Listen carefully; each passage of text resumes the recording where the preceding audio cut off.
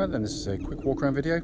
This is for a really beautiful looking Mazda MX-5. This is obviously the coupe version with the folding hard top, and it's a 2-litre Niseko limited edition car, finished in this really lovely blue metallic with contrasting brown leather interior. Looks absolutely stunning. To go around the car, I will put the roof down and go around more quickly afterwards, but the front of the car really clean. Lights and lenses are completely clear and intact. Bonnet itself very clean. There obviously will be some light stone chips, which is bound to be the case. Near side of the vehicle really good. There was one soft indentation in the door, which I'm going to get to in a second. Near side front alloy, again generally very good indeed. And then panel work, very nice. Near side rear alloy, again very good. Just to show you that indentation, something soft which could easily get pulled out just there. It's very soft indeed. Really good looking cars with their hoods up or down, or roof up or down.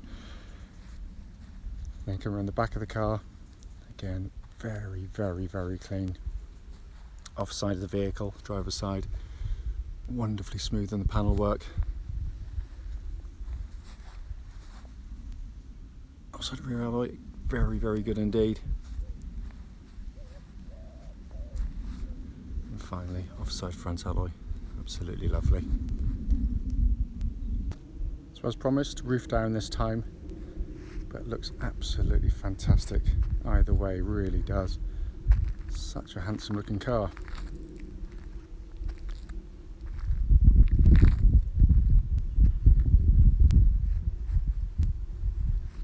The way the roof kind of integrates in, really very nicely done.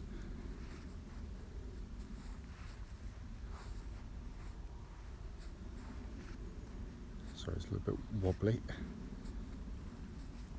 So I don't normally do the videos here, but they're doing some work where we are. It'll be a little bit noisy, so the best I can do. It's coming inside the car now. Doors look really good. All door cards are really nice and clean. Footwell areas with original Niseko mats. These seats, by the way, look, the leather's not going to be to everybody's taste, obviously, but it's actually really nicely done. Sort of more of a kind of chocolatey brown, sort of garish colour. It works very nicely in the car. Seats very good. That is obviously, on a car this age of mileage, going to have somewhere.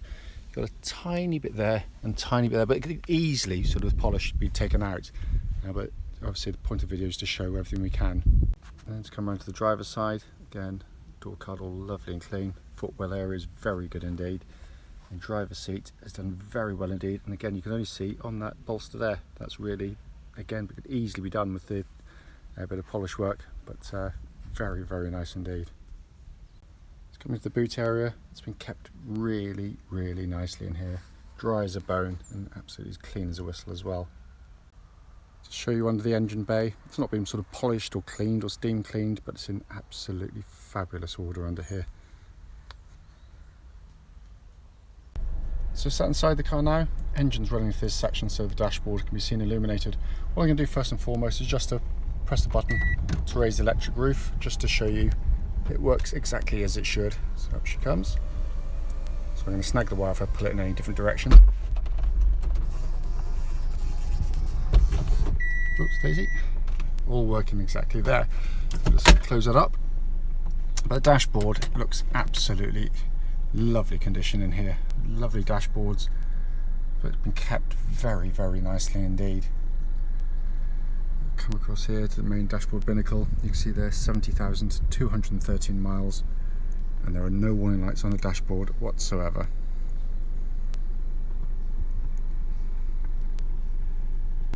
Finally, just to quickly show you, owner's manual pack and lock and wheel nut key, both here and present with the car. Right then, this is a quick road test video, and this is for a Mazda MX-5, and it's the 2-litre Niseko coupe. This particular car is registered LV08EEB, and mileage at the start of the road test is 70,200 miles. The reason we do these videos is very simple. We basically want whoever's looking at the car in an advert online to actually see the vehicle in operation. We think it's really important, reason being that we know to our costs just how frustrating it can be to go and see a car, which can look great in the adverts and in the photographs provided, only to get there and find out that it's got a fundamental issue which shows up whilst test driving the car. So that's why we do it. It's also done on these very quiet country roads close to our premises, and this actually forms part of the road test route. So the reason we do this is that hopefully then it'd be representative of what you'd feel yourself should you be offered a test drive in the car. So coming to the car itself, this car's coming as a part exchange to us. Gentleman bought a rather lovely Honda S2000, so he sort of similar thing but slightly different, if you know what I mean. Been a very, very well looked after car. Engine starts absolutely instantly and settles to completely smooth, even idle. There are no warning lights on the dashboard at all whilst the engine's running.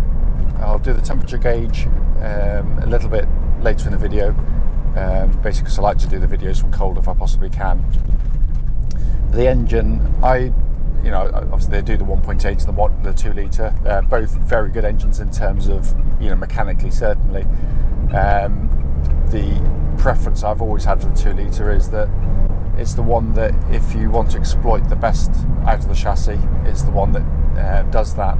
It's also the one that it gives you, even if you're driving along at slow speed, it's got that instant urge to it, the more torque. It's just slightly more satisfying. I mean, the 1.8, as I said, it isn't a bad car, far from it. Just I think the 2 litres, the engine that the enthusiast would want to get behind. Engine then feeds through into clutch and gearbox. Clutch on the car, absolutely perfect. Bite point's exactly where it's meant to be. So all good there. Gearbox has often been written, it's one of the great gearboxes of all time in terms of sort of manual gear changes. It's so short in throw, so snappy in action, and it gets better the quicker you drive the car. It's a really fabulous car and gearbox to use, and it feels absolutely as tight as it would have done when it was new. It feels absolutely brilliant.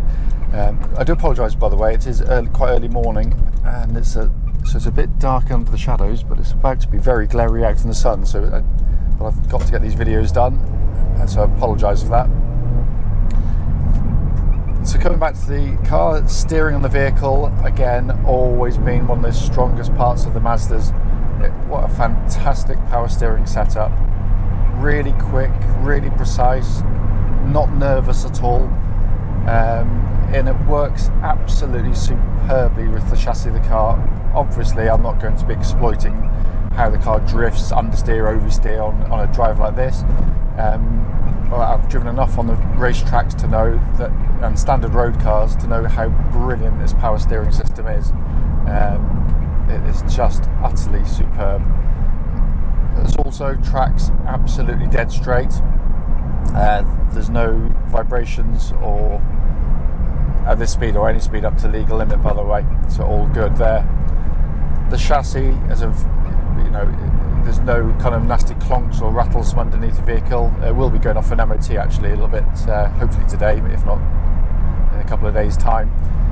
So all these things are going to be checked, but it's really solid on the road.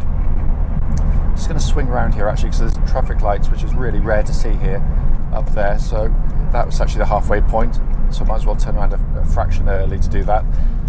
But the chassis, as I said, is just one of the greatest chassis of all time. It's got an adjustability to it, which again you experience on the racetrack particularly, which is extraordinary. It's it's kind of a user-friendly rear-wheel drive chassis, so people of all abilities can actually exploit it and have feel the transitions that the car offers you. It is. So I positively encourage people to buy these sorts of cars to go on track days and things like that with them, because it's the only time you'll really get to experience how capable these things are. They are wonderful, wonderful machines that also, as any good sports car, can be actually comfortable. So it means the body's rigid, the suspension doesn't have to be sort of rattle your brains, uncomfortable, because it actually rides very well indeed, which makes it hard to believe it can be as capable as it is at the limit, and it certainly is. Just give the brakes a bit of a shove, make sure no one's behind me. But really solid brake pedal on the car.